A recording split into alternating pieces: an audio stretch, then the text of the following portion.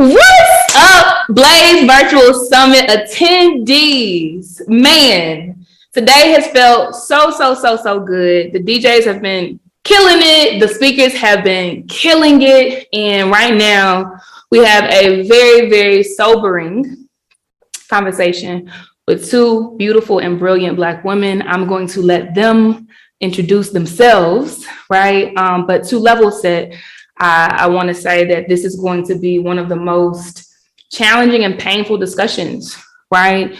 That is not only had at this summit, but that is taking place around the world today. This is not being talked about enough because it's so painful, because it's so fragile, right? And because there are so many folk to blame, okay? But I'm gonna let the experts in the house unpack this thing called Black maternal mortality rates, okay? So ladies, I'm gonna kick it to you. And what I would like for you to share at the top of this conversation is, you know, what your path has been today, right? What that journey has looked like and how it led you to being an advocate, an activist, right? And a servant, right? In the maternal space for Black women. Let's start with you, Tiffany.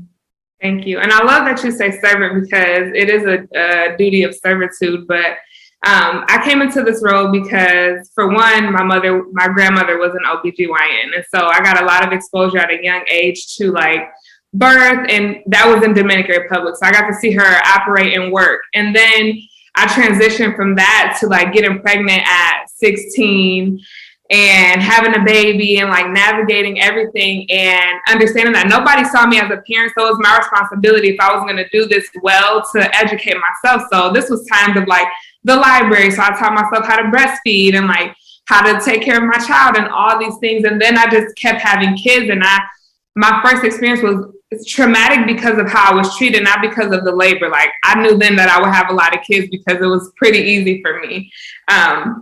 And so I went on to have kids, and the next kid, I was like 19, and I was like, I'm not on Medicaid, and I got my own insurance, and my treatment is still so shitty, right? And then I was married, and I had my next kid, and then I had my next kid, and I was like, okay, listen, if I just went along with the okie doke and just did everything that they suggested, then like I would be in a much different situation. And so with my last baby, I decided to have a home birth, and I was looking for a home birth midwife that I could identify with, that I didn't have to like subject myself to their micro and macro aggressions and their biases that can impact my healthcare. And I couldn't find anybody, right? And so I was like, well, if there's nobody, I'm already in the birth working field, you know, at this point. I'm like, then I have to be the person that brings it. And so I later became the first Black CPM in my city. And I'm the only one licensed right now in Columbia. And we're working on getting Candace licensed. So that's kind of how I got into it. Just personal experience and looking at what I lacked in my care and how it impacted my care. And if I wasn't more self-sufficient, how that could have looked very different for me and my children. I always love when people use their own pain and their real challenges to produce solutions, you know, because a lot of folks just fake it for so long and nothing gets solved for anybody. So I think that's so dope. Tiffany, could you tell folks where you're based and what the name of your business is? Yeah, so I'm based in Soda City, which is Columbia, South Carolina, and my business is called De La Flor Midwifery. It's named after some of my ancestors, my grandmothers, and my great-grandmother and my mother. So there's a lot of people named Flor in my family, which means flower. And so my practice literally means of the flower, because I believe the womb blooms and then it closes down, but it's never dead, and it just has life cycle. So I thought it was a beautiful way to honor those that came before me while remembering like there's more work to be done ahead. Ashe, I love that. I'm biased towards Columbia because I'm from the Met as well. So it's dope to see you pioneering things there and blazing trails. Like you're gonna help millions to come. So that's super dope. Candace, let's go to you. What's your story? What has been your path to get here? And how did that lead to this intersection with Black maternal everything? So I'm sure you do a lot of things in this space. Absolutely. So what brought me into birth work was my own birth, honestly. I was 23 years old and no pre-existing conditions. no conditions developed during my pregnancy. And my OBGYN came to my last appointment at 40 weeks, and she was dressed in her surgical scrubs. And she basically ordered me to have a C-section, and she threatened me, and her words still haunt me to this day. What she said to me was that if I didn't agree, then both myself and my baby could die. And I'm like, I've carried this baby this long. And then my mom hearing those fear-mongering words. 2 of her 3 births were C-sections. My brother was natural. My sister was an emergency C-section, and mom was a planned C-section. And so her being indoctrinated by the system and believing, a C-section saved her life, she's like, oh, you should do it because a planned C-section is way easier than if you labor and it turns into an emergency. And so I was afraid. And I signed my life away, like literally felt my soul leave my body laying on that table in the OR. And I quickly learned as I was healing from that my C-section was completely unnecessary. And once I learned what all was stolen from me, what all I did not get to experience, I didn't know what a contraction felt like. I didn't know anything. And I knew that something was missing. I knew that it was taken from me. And so, as I healed, I learned. And the only thing I prepared for was breastfeeding. So our mutual friend, Raven, she added me to a Facebook group, and I studied breastfeeding my whole pregnancy. So I was prepared to breastfeed. And that's where the Melanin Mama was birthed, and actually how Tiffany and I became friends. We met in the Melanin Mama years ago. And so then it's been my duty to help just teach people things they don't know, because you don't know what you don't know, right? And so I didn't know all the things that happened to me in the hospital. So then I just started spreading the gospel, and then I learned about it. And as I helped moms with breastfeeding, because then I got my CLC and became a lactation consultant. And after that, I'm like, I need to do more. I'm called to do more. And so then I finally had doors open for me to begin my apprenticeship. And that alone wasn't easy. There were no Black midwives in my city. I was rejected by most of them, ignored by most of them. And then one ally gave me a chance and opened her door to me. And then Tiffany moved down to help finish my training. So I call myself a revenge midwife. I recently had my own VBAC, which is a vaginal birth after a C-section at home with my baby girl, who's now 6 months old. And it was so healing to take back what was taken from me. I have chills now because I'm still processing, how beautiful that experience was. And so when I first went to school, I thought I wanted to be a nurse. So I started off pre-nursing. As a little girl, I said I always wanted to be a pediatrician. But once I realized how much school that was, I'm like, I could be a pediatric nurse. And so I started off pre-nursing and then biology. And I'm like, this is not really aligning with me. And so then I gave early child education a try and psychology. And my academic advisor was like, you have enough credits. If you want to graduate, we can call this a degree. So I got my bachelor's from Coastal Carolina University in Conway, South Carolina. And I received my Bachelor of Art in Interdisciplinary Studies with a concentration in health management and family studies. A whole bunch of experience packed into a piece of paper. Later, I went on to get my CNA certification and phlebotomy certifications. And had I known the word midwife was even a word, I would have started that as soon as I graduated from high school. I didn't even know it was a thing, even though it's in my blood. My grandmother's grandmother was a midwife in Eastover, South Carolina. And once I learned the word midwife, it was set in my heart that I was going to become a midwife. And thankfully, doors opened and I almost made it happen. I'm still in progress. So dope.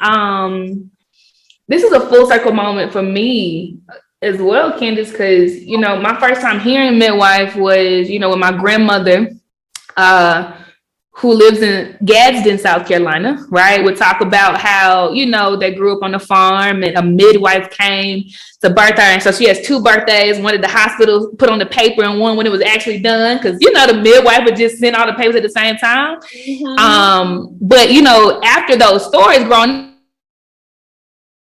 literally, this is the first time I'm actually speaking to one, right?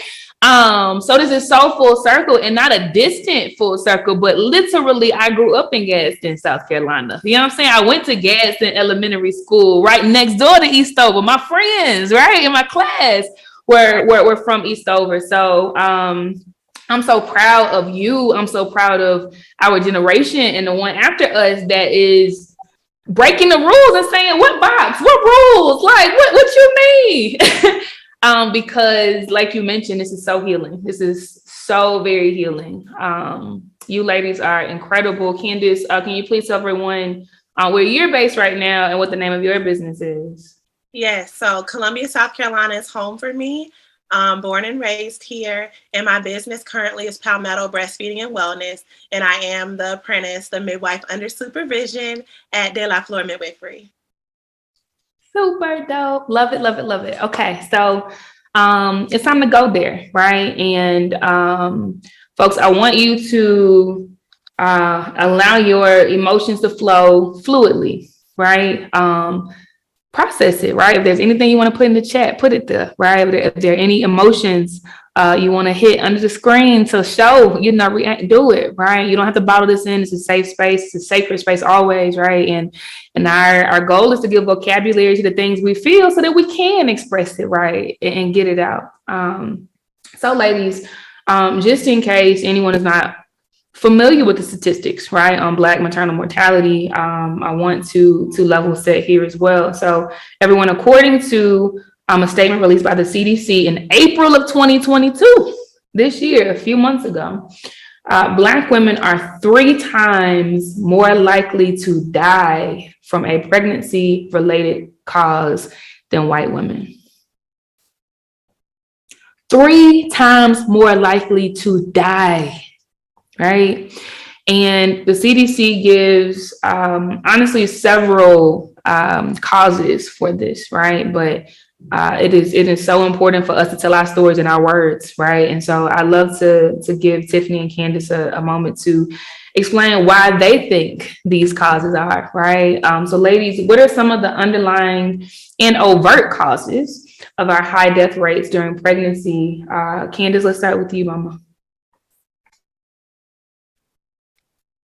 In my opinion and experience, is Black women being ignored by their providers. We can say, I have headaches. Oh, that's a normal sign of pregnancy.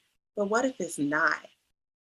We can say, something doesn't feel right, or could you run this test? And they'll dismiss it as if it's nothing. I think the biggest part is just believing Black women that our signs and symptoms are real, our feelings are real, our experiences are real. And so aside from everything clinical, like we are the own masters of our own body. You guys will hear me say that throughout this summit, but we are the masters of our own body. And so when people dismiss our concerns, when they don't give us options and allow us to even explore other alternatives to be heard, to be felt, and to be seen, that alone is a huge cause for it. And also just the unnecessary interventions that happen, because almost always birth can happen naturally. Like our bodies were created to give birth. And so we go into the hospital system who are in cahoots with the insurance companies, and the doctors get paid more. The more they intervene, the more they get paid. So it's seen as if they're saving us when they're actually causing problems and then attempting to fix it. But if they don't fix it fast enough, then we are still the victims from that. And so to me, that is one of the biggest causes, really, is the unnecessary interventions, them not taking the hands-off approach, which is one of the biggest differences in midwifery care. We have the skills to do all the things, but most of the time we do nothing. My favorite births is just sitting back and watching the body do what God created it to do. So 9 times out of 10, interventions are not necessary. We were created to give birth with nothing, just to be surrounded by women. That's what the word midwife means, to be surrounded, to be with women. So yes, midwife means to be with women. And so the unnecessary interventions is a huge cause of it, just going in there and then wanting to do stuff, wanting to fix things. Great So, perspective. Oh, go ahead, Tiffany. Yeah. so I was going to say, you said 3 times more likely, but it can be up to 8 times depending on where you are located. Where you're located makes a huge difference. 3 times is a lot, but it's not even the highest. It's not even the highest occurrence. And so, in my opinion, it's a couple of things. For one, we have to understand like how colonization is still wreaking havoc in our communities, in our wombs, in our children's lives, in our education systems, in redlining in every capacity. And so what I mean by that is that colonizer Dr. Sims, the doctor and founder of gynecology and obstetrics, right? The person that has these statues built, he practiced his techniques on non-consenting Black women with no anesthesia. That is the foundation of the system. And if you consider that, then it's not far off, right? So that's why they don't ask for consent. Hey, I'm going to check you now. Hey, I'm going to start an IV now. The language that we use in healthcare is important. I don't touch a client without asking them, is it okay if I take your blood pressure? That's a blood pressure, because it's important for people to be empowered and understand that I am working for you, right? And my job is to make sure that you're safe, that you're educated, but you are responsible for making the choices for your family. That's not a job of any healthcare provider. And so overt macro and microaggressions are a big reasons why we see that. And a good example of that is just a personal experience that I had. Like, I was talking to one of my doctors before I became licensed and a midwife. I was younger in my early 20s, and I was like, hey, like, I've had a couple babies with you. Like, you always send me with Similac and Infamil. Like, you've never talked to me about breastfeeding. Is that not standard in your care? And he was like, oh no, Black women don't breastfeed. I don't talk to them about that, right? He wasn't overtly racist. He never treated me bad, but his perspective on who I was as a woman impacted the information I had access to and what I was worthy enough of learning, right? And so that little bit of implicit bias can take your life. And ultimately, these words are beautiful. Implicit bias, micro and macroaggressions. I just like to say racism. The system is operating in the way it was initiated. Until there's reform, there's not going to be a change, and we're not going to see improvement in that numbers, because even having a Black OB, you can have the same experience. And that's the part that's hard. People are like, oh, if I just get a Black OB, no, the system is broken. And because, well, it's broken for us. It's not working for us. It's functioning and profiting those who it's supposed to function and profit for. But for us, it's time for us to start taking a look at like, okay, well, you're telling me that my baby's going to die. Like, can you give me more details on that? I'm going to get a second opinion. I'm going to consult a midwife. I'm going to seek out other things before I put my life in the hands of someone that maybe I shouldn't trust with my life. Well, such good perspective, right?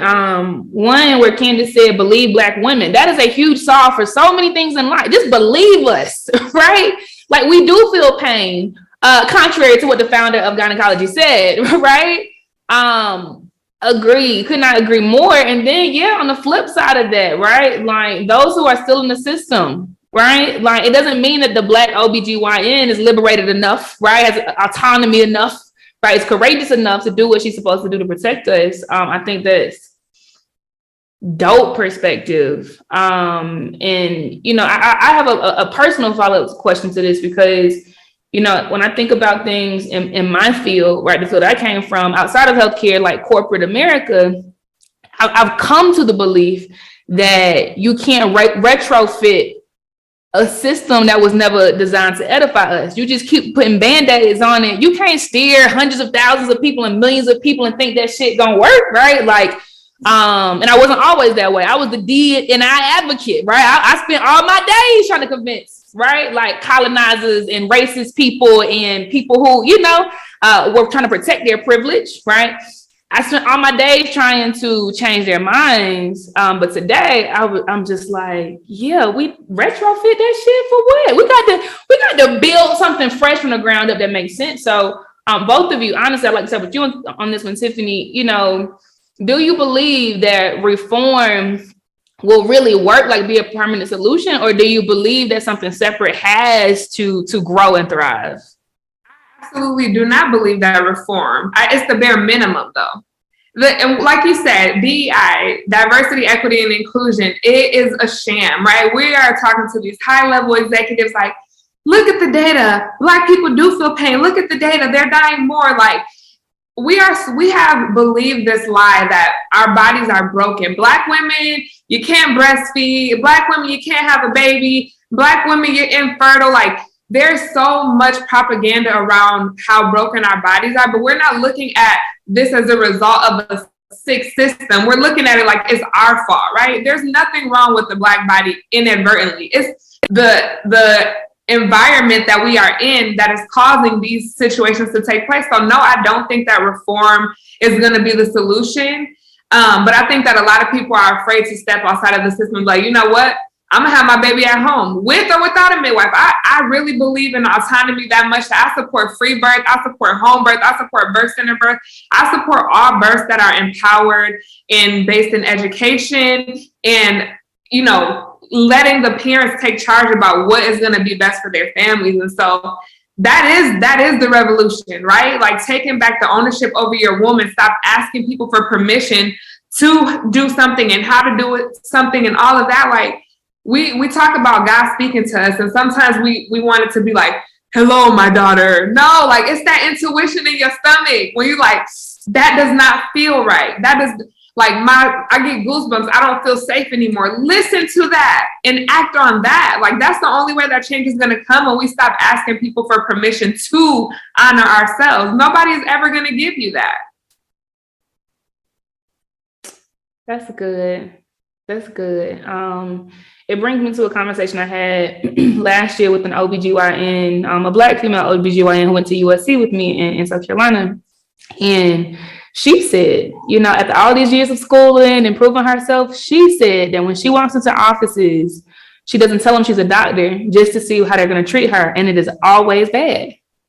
Right. And then when they start saying crazy stuff to her and she starts using these big words, et cetera, they get very nervous because they all of a sudden realize. Right. And so, you know, what she said was, you know, obviously, if you have an OBGYN that you trust and ask, am I high risk and, you know, XYZ, but like if they're telling you you're healthy enough to, you know, do an alternative way, like don't think twice about it. And I thought that was huge, right? For an OBGYN to say that. So being on this side, right, talking to y'all and unpacking that side of it, I think is truly powerful. So let's dive deeper, right?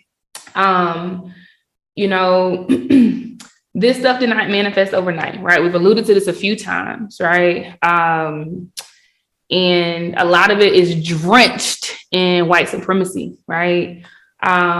What are some of the and if you have examples, you can give examples. I think that would help people contextualize this thing, right? Like, what are some of the intersections of, you know, the maternal experiences of Black women and white supremacy? Like, what does it look like? How does white supremacy show up in these experiences of the pregnant Black woman? Candace, we can start with you, then we'll go over to Tiffany.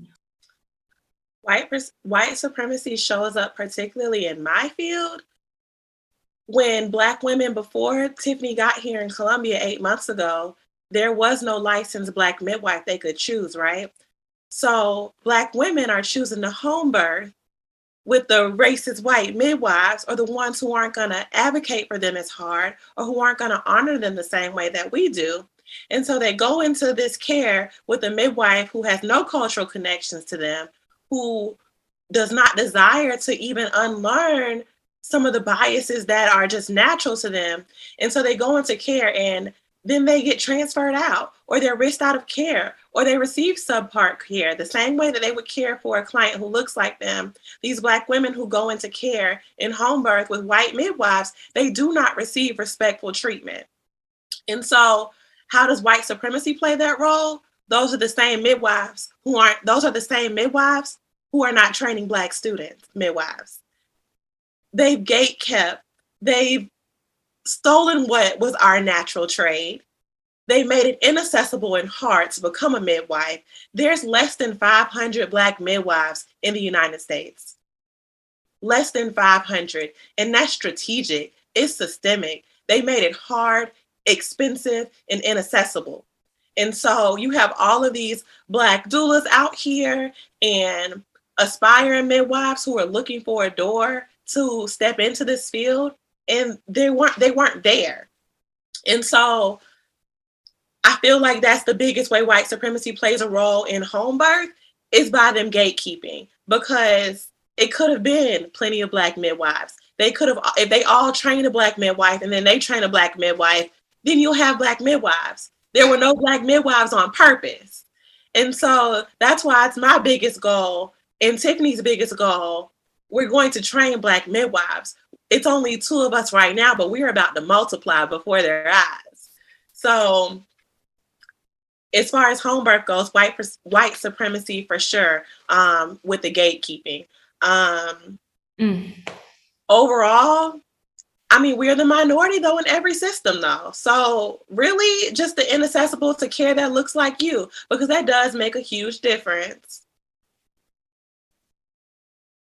Yeah, gatekeeping is huge. Like that is such a huge example, because in every single industry we hear this term pipeline problem. There's a pipeline problem. They're not out there. They don't exist. And it's not true. It's just that you don't know any Black people because you have not hired any Black people. And none of your white managers have a responsibility or requirement to hire diverse talent before they get promoted. Why are we still promoting folks that's not bringing in diversity? Why isn't it tied to their money? Huh? Like, why isn't it tied to their livelihood? Because it's that important, right? Because folks are dying, right? I love that. And that is so real. And to that point, like even the people that don't want to admit, right, that they are biased and prejudiced, etc., right? Most companies out there still this year, 2022, still don't have Black folk in their firms and in their industries. That's a direct reflection of them, their minds, their hearts, their networks, their circles, who they care about, period. Like there's no other way to put it. So I get riled up on this stuff. One other thing that I would like to add also is, even for the brown doctors in the healthcare systems, South Carolina requires us to have a consulting physician, right? If they're not in private practice, which we already know is privileged because they got student loans to pay back, they can't even consult with us. So the white supremacy is even on a whole corporate level, where they can't even do the work that their hearts desire to do because they're not allowed to. So the Black doctor who would be our ally for home birth, because we're all about collaborative care and midwifery care. And some doctors believe in that also, but if they're working for Prisma Health or Lexington Medical Center, they can't work with us. Yeah. Anything to add, Tiffany? Yeah, so I would say to make it the simplest, we can say this. When your Blackness is criminalized when you walk in the door, then it just puts you at risk for whatever, right? It's just like getting pulled over and you're like, hands on the steering wheel. It's like, get out of the car, right? It's that same energy. It's like you walk in, oh, look at this Black girl. She got to be a crackhead. She got to do drugs. We're going to randomly drug test her without her consent. We're going to, hey, if you don't vaccinate your baby, and if you don't do this and this that I think is good, I'm going to call CPS on you.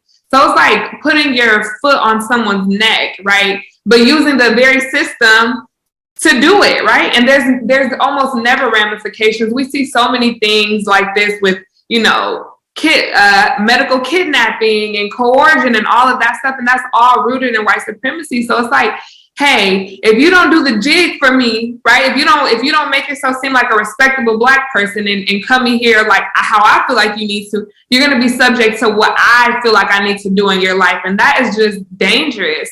It's dangerous. It's problematic. And it's confusing to me that, we can get CPS involved in all this stuff for somebody that gets randomly drug tested and have marijuana in their system. But you can go to the hospital and get fentanyl put in your spine. And there's, it's a legal thing. And so a lot of the things is like, make it make sense. Like, make this make sense for me, right? If we're going to drug test, let's do everybody, because I have clients from all vast backgrounds. When they come back, my Black clients are always drug tested. My white clients do not get drug tested. That is not a part of their healthcare. So if we're going to do that, let's make it universal. But if not, like, there has to be informed consent. Hey, this is standard of practice. We're going to draw these labs, X, Y, Z. Hey, this is the vaccination that we recommend. This is why I recommend it. Oh, you don't want to do it? That is your right as a parent. And so that is how white supremacy kind of shows up in that coercion and manipulation in the healthcare system. Amazing. Amazing that we can give real examples to affirm the people who thought it was just them. Right? Amazing. I have not had a child yet, and my first time hearing about a traumatic birthing experience was in 2021. That's wild. Right? I'm 32, right? And that's how much this is not talked about. It was my close friend who told me what happened on that operating table and how they were taking pictures of her body without telling her why and saying, do you see this? Like the scariest experience, right? The scariest experience. She just had a baby. No reference to that. No reference to how anything, you know, like she was in a zoo. And I never ever heard that story, ever heard anything like it, because everybody felt like you got to be a happy mother that talks about the sunshine and, you know, so I appreciate y'all. I know so many other people do, because y'all are telling our stories, man, and giving us vocabulary, right, on what we want instead. Beautiful. So our wombs, right, our wombs are sacred. Our wombs are sacred. Beyond birth, we know that we manifest many things, our experiences, right? Our feelings, our hopes, our dreams, our hurts, our pains, right? Toxicity, many times manifest in the womb, right? What is your lens on the connection between our mental and spiritual states, right, in the womb? And either of you can take this. Yeah, so I'll start.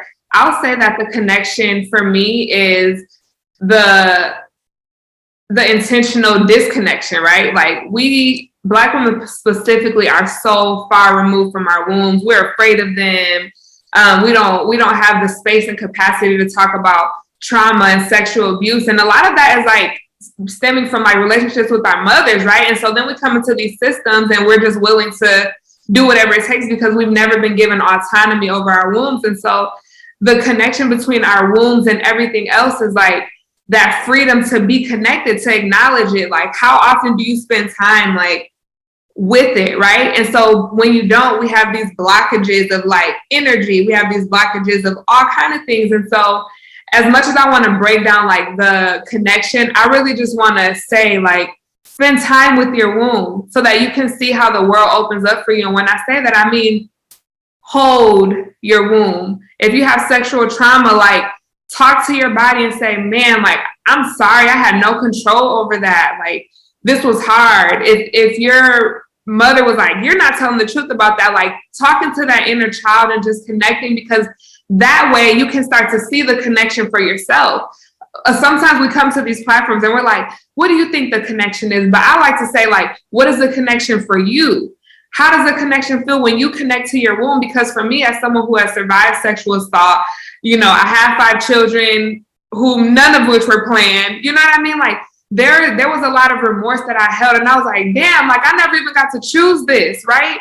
But I got to take ownership of it and say, hey, there was a lot of things that happened to my body, to my womb, that I just never gave permission to. And it is my responsibility to take my power back. I can't be mad at anybody.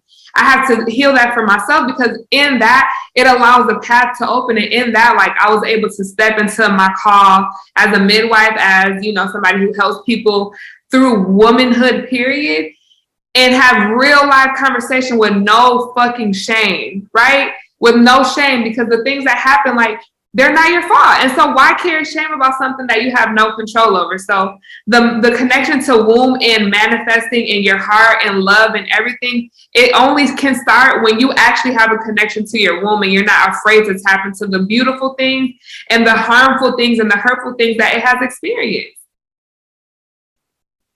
That's good, sis. That's good. That is so good. Because it makes me reflect on my relationship with my wounds and the things I don't ever talk about, the things I have never uttered until right now. You know, when you said, you know, mom saying, I don't believe you're telling the truth, and things like that, right? Like, it made me think about when I was a little girl growing up in Gadsden, right? And my grandmother, who was raising me, would say stuff like, you know, at 5, you know, you fast. Why you walking like that in that store having a meal looking? I'm 5, you know?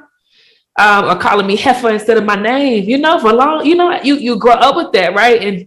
And as an adult, I didn't even want to process why I couldn't look at kids, why I didn't want to be connected to kids, but there's this fear in myself, like without experiencing the right kind of love, how can I know that I'm going to connect in the same way? And I would never want to do to anybody what was done to me, so that's so healing, sis. Like you're giving me vocabulary from my experiences today, love that. And I think a natural, progression to this is, really thinking about and talking about the ways that Black women can find safety in this space, right? Because it's not a story of doom and gloom. It's not. It's a story of agency, right? And choosing. So, Candace, can you expound on, the different things that you would advise us to do today actively, to make sure that we are safe? I would make sure my mic is on.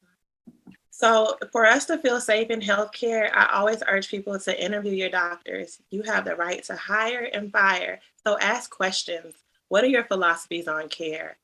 Do you believe, what are your intervention rates? What are your C-section rates? What are your, your surgery rates for just non-pregnancy related things? Do you believe in alternative treatments for fibroids and PCOS and all the other things? Or do you think birth control is the answer and solution? But aside from asking those questions, it's also believe in the personal experiences of those around you too. So we have social media. You can ask, what was your experience like with this doctor? And I've even seen it myself. The same doctor who cut my baby out of my body, and then there's white women who oh no, she was great to me. You're not me. But for Black women, I'm telling you that you're not safe in her hands. And so you can go experiment if you want to, but also personal experience, it is evidence. So asking those questions though, and really getting to know them. And also so even in that, you can also ask your doctor, if your due date's in December, you need to ask them, do you have a planned vacation? Will you likely induce me because it's more convenient for you? Will you make up a problem later on along the lines, or will you trust my body to do what it does? Or will you be greedy and, rush this birth? So asking those questions, but also doing your research to even know what to ask. I tell all of my clients to read a book called Gentle Mother, Gentle Baby, because that book alone gives you so much knowledge on just what the ultrasound machine should be set to, because history shows they turned up the radiation for Black women and our Black babies. It's so many things that we just don't know. So as far as feeling safe in healthcare, ask questions. And if you don't get the answers, or if you don't understand the answers you're given, don't leave the room until you understand. And also, if it doesn't feel right, like Tiffany mentioned above, it's not right. And you have the right to walk away. I've told doctors before, no matter what I chose. With my gallbladder, they were pressuring me to have surgery. And I told them, the one woman who was so mean to me in the hospital, I said, no matter what I decide, you won't touch my body. And that made me feel so good, because I put that power back in my own hands. The least you can do is make me feel safe. So if you don't feel safe, if you don't feel heard, walk away and find options. And use social media. Again, like I said, we can connect you to, you need a midwife in Houston, you need a midwife in LA. We can find you somebody who can work with you in your circumstances to help you feel safe. Aside from asking those questions, I'm trying to think what else is more, what else we can actually do. What do you think, Tiffany? Document my chart. Hey, Yeah. I have a headache. Oh, it's fine. Document my chart. I asked you to draw these lines and you're telling me it's not important. I tell everybody that, because one example I had of that, a lot of times people say oh, you're just a midwife, right? I'm just a midwife that has saved a lot of lives, a lot of lives. And I had one client who I was like, you have blood clots. She was like, no, I don't. I went to the doctor. I was like, go to the emergency room and have them check. She called me, she was like, they're trying to send me home. I said, tell them to document your chart that they're refusing to give you the test that you need to rule out blood clots. Do you know she had blood clots all throughout her body? They had to do emergency surgery and stent and everything. And I'm like, do you see what dismissing people does? And then instead of them being like, we're so sorry, we're just carrying on like nothing. So if you have something going on and you want to make sure, because they understand liability, you have to talk their language.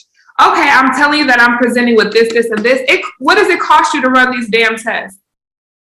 Run the test. If they come back negative, fantastic. Now we know for sure. But I'm not going to play with the life of anybody when there's a simple test that I can do to rule it out. If you're not going to give it to me, document my chart that you're refusing me care. And they're going to do it. And so you have to learn how to do that. And if you can't, prepare the people that are supporting you, because in birth and labor is vulnerable, right? You might not have the language, but your baby daddy, your husband, your granny, your mama, they're going to have to learn how to speak up and say, hey, we're concerned about XYZ. She's saying that she's having this presented. She's losing a lot of blood. She's dizzy, whatever the case may be.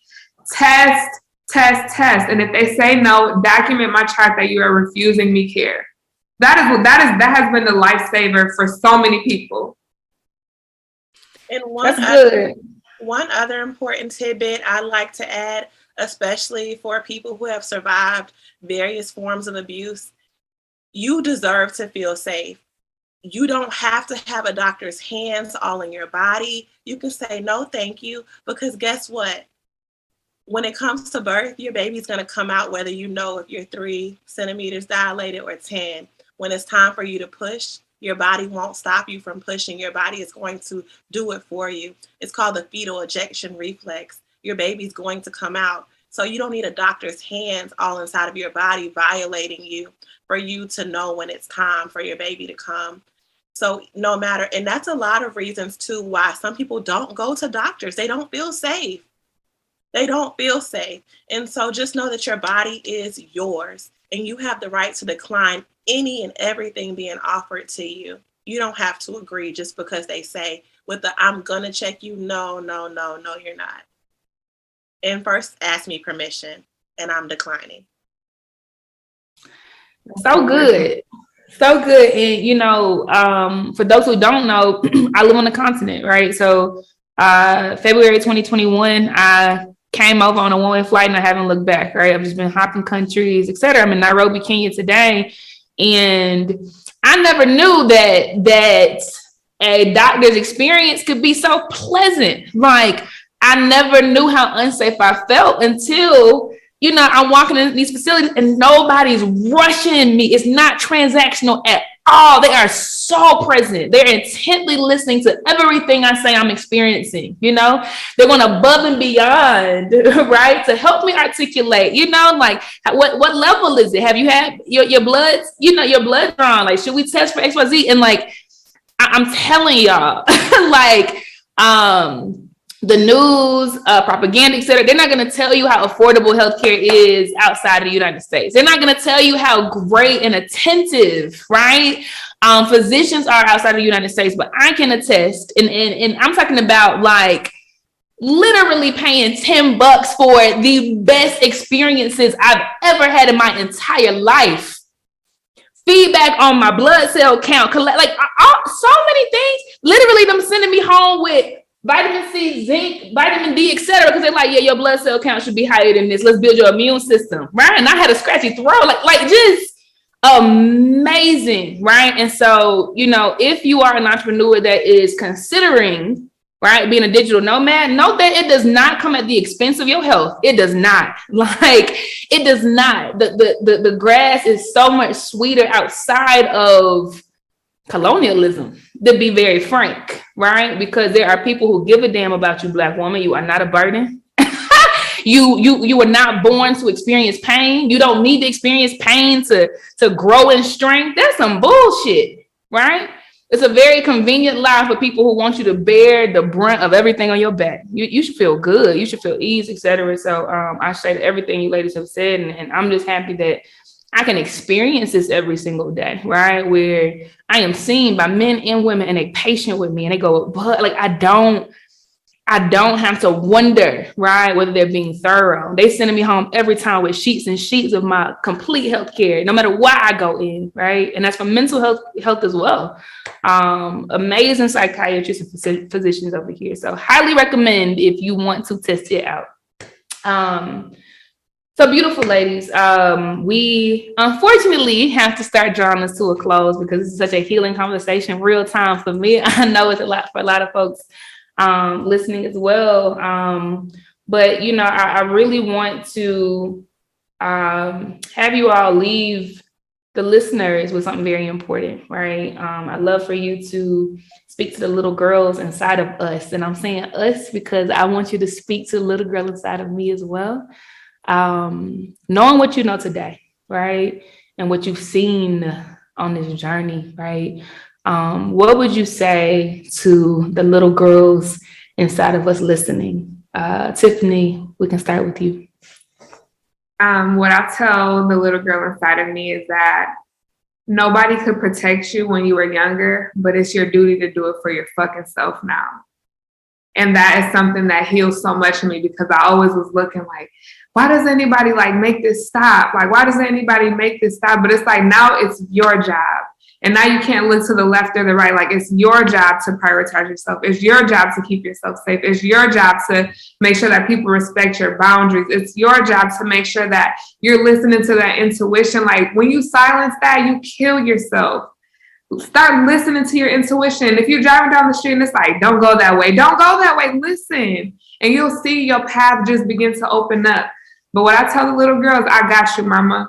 I got you now. Ashe. Candace? I'd like to leave us with these closing words is that you can do hard things. As a little girl, sometimes I shied away from doing things that made me scared. And now every day I'm afraid and I get to face it. Not only I can acknowledge and accept where I am and how I feel. My feelings are real, but I get to do all things. I'm literally living my dream. And as a little girl, just playing with my Barbies, I had a little pregnant Barbie where the little baby fat into her belly. And I spent over $100 to buy one recently last year. I bought myself that same doll I had when I was a little girl. And it's that you can do hard things and you can do everything you want to do. And working with Tiffany, for all the mamas out there who are still finding their way to where they're headed, you can do everything with your baby by your side. I get to bring my baby to work with me shamelessly. And it's an experience of a lifetime. I couldn't imagine leaving her, my VBAC baby, who I worked so hard to bring here. And I get to bring her with me. And, you know, I'm pretty sure people thought, oh, she had a baby in the middle of her apprenticeship. It's going to take her extra years to finish. And it's not. You can do everything you want to do as long as your heart is in it and your intentions are pure and it's your true desires. You can do it. You can do hard things, little girl. That's what I tell myself. Woo! Okay, so we are crying. We are crying. This is important for every single person listening. Why? Because you are the Tiffany in people's lives. It is your responsibility today to create the culture, right, that you've been waiting for, right, that your sisters have been waiting for. You get to decide, right? I know for me, anytime any of my employees have menstrual cycles, you don't got to work, push the meeting. I don't care if it's with me. Push the deadline. The roof not gonna burn because you need 7 days off, right? I've never seen that done. I've never heard it talked about, but why not, right? Big founder energy up in here all week, every single day, every single second, and here on out. Big founder energy. It is because you said so. Whatever rule needs to be, that needs to be the rule, and you double down on that thing. Watch how many lives you change. We talk about generational wealth. We passing down emotional intelligence to our babies. We passing down vocabulary to our babies. We passing down the ability to know what consent is, right? And demand it to our babies. That's bigger than currency and that shit they gave us, right? Humanity is what we have to learn to value. And that first starts with loving ourselves. So I honor you, Tiffany. I honor you, Candace. And y'all are going to change the world. I literally mean the world. You are thought leaders today. Okay, so don't slow down. Y'all ain't alone. Ain't nobody listening to this alone. Don't do it by yourself. If you're doing it all, you're doing it wrong. Pull up. Say what you need. Period. And I'm proud of you. And I'm always, when I'm up, we up. And I feel like that's what sisterhood is. We need to stop looking at each other like competition and look at each other as partners. And you my partner, and I got you. Ashe. So ladies, just cause we all curious. I'm speaking for everybody listening. What's next? What's next for you, Tiffany, in the world? What's next for you, Candace? What's next for us? We're hoping to be able to fundraise a whole lot of money so we can have a Black-owned birth center in Columbia. So we're looking at ways to find fiduciaries so that we can find grant writers that want to gift that to us, because let's be real, we need money. So that's our goal. We want to be able to have that. You know, some people would rather not give birth in their home, and we want to have options for those people as well. So that's something that we are calling forth. We don't know how we're gonna make it happen, but that is on both of our hearts, to open up a birth center in South Carolina. Super dope. Anything you want to add, Candace? Exactly what Tiffany said. And the big birth center is, you know, that's the big thing that we're working on, but we're also providing Black-owned childbirth education. We're creating a Black doula network. We want Black lactation consultants everywhere. We have these skills and we're teaching it because we want other Black women to teach it. Like I said earlier, we're about to multiply before their eyes. Everything they thought they were holding us back from, we're taking it. And so our Black birth center, it's coming. It's coming. More Black midwives are coming. I'm less than a year out from being a licensed Black midwife, and we are committed to training more Black midwives. I love it. Congratulations on all of that. Please tell folks how they can follow you, right, and stay in touch so that they can support when you're ready to launch your campaign. I am on all social media handles as Candace Maria Drew, all together. My Drew is DRU, Candace Maria Drew, and I'm sure you'll see it in the captions. Yes, and so you can find me on Instagram at De La Flor Midwifery. That is all my midwifery stuff. If you want to find us on Facebook, it's facebook.com/De La Flor Midwifery. And I'm sure that because it's in Spanish, I'm sure that we'll have a list so that you can actually know how to spell De La Flor. Dope. Yeah, we'll help them out. All right. This was amazing. I honor you both. I thank you for pouring into us and giving us the healing that we need today. Y'all keep it locked. There is so much more coming. Thank you for sharing space. Love and light. Thank you.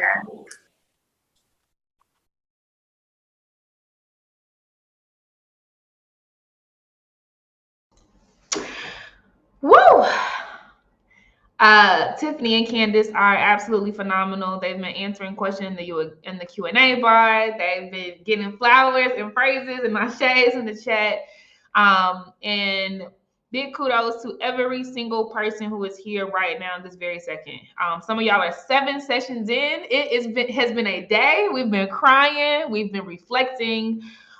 We've been tapping into a little more and more that little girl on the inside. Okay. And so kudos to you. I honor you. There's only 1 session left, and that's it. Okay. There's only 1 session left, and that is a live journaling wind down with Neff, my girl Neff. She's super duper fire. So I'm so happy she's doing this. This is on transgenerational trauma. Okay, so I ask you right now, because we're starting that in less than 4 minutes, to get your notepad. There are no more sessions after this, okay? You can feel free to do what you want to do after this, but get your notepad. And this is real time. She will be able to read your comments. She's gonna do what she wants to do, okay? I've already told her that if she wants to ask me some questions real time, I have no idea what she's gonna say. I'm happy to answer live, right, and literally be the example of what this experience is, and fully lean into it. I have no idea what's going to come, but I know it's going to be edifying. So definitely grab your notepads. Okay. Thank you, Raven. Raven is my production assistant, holding it down, y'all. Raven Walker in the chat. She's keeping things running with me back here. Shout out to Sylvia for all of the hard work around this. That's my executive assistant. She's doing a whole bunch of things, y'all, especially on the social media. And then again, kudos to y'all. Before we go over to the journal wind down session, grab your notebook and your pens. I already know I'm about to be crying. Maybe not enough. I can cry though. It's okay, sis. I trust you. I want to announce what's going on the leaderboard, okay? Because there will be 15 winners at the end of this week, 15 winners at the end of this week. And there have been some ladies really, really killing it. Let me tell y'all something. Tiffany Brown, listen. She is really holding it down, okay? She has 5,100 points right now, okay? Tiffany has been busy, okay? Shouts out to you. Number 2, we have Anika Jones. Number 3, okay, Kaya Blackstone, we see you. She's out there in Europe. Erica Wade is number 4. Melissa McDaniel Grisham is number 5. Chrissy King, what up, Chrissy, is number 6. Sharon been multitasking, picking up the kids, getting the baby ready. She's in number 7, super dope. Lenore, who was number 1, no shade, Lenore, but I told you, underdogs really be coming up, and it's still early. It's anybody's game. Lenore's number 8. Anika Leonard, what's up, Anika, is number 9. Number 10 is Erin, who will be a digital nomad. I'm claiming that for you. I saw it in the chat, sis. You can definitely do it. I highly recommend. I've been a digital nomad for 2 years and have built Blaze at the same time. Nicole Player, she is number 11.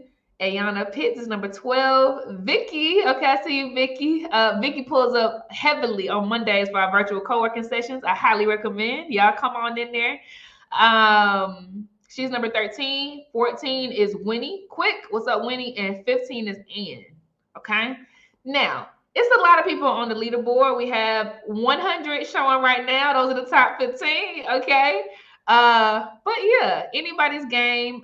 Quick reminder, you can get points by being active, updating your profile, putting reactions on the screen, writing in the chat, going inside of booths. Okay. We're about to go over to the journal wind down session. I just wanted to shout out the leaderboard real quick. And I also say, right, just in case folks have to do things, I know it's about to be 5 o'clock on the East Coast, okay, of the United States. This is your house, okay? Do not be shy. Use the feed, right, which is shown at the top right, even outside of sessions, to say, meet me at table number, blah, blah, blah. Y'all can meet up at 9 o'clock, 8 o'clock, 13. Okay, I've been over here too long. 1 o'clock, right? Even if right, it's during the day for the DJ set, right? Some people wanted to meet at 1 o'clock, not 1300. During the DJ set today, you can do that, okay? I think that's all the housekeeping I have. I'm gonna go over and I'll be on stage with Neff. We about to do the journal wind down. The topic is today transgenerational trauma. I'll see y'all on the other side. Peace.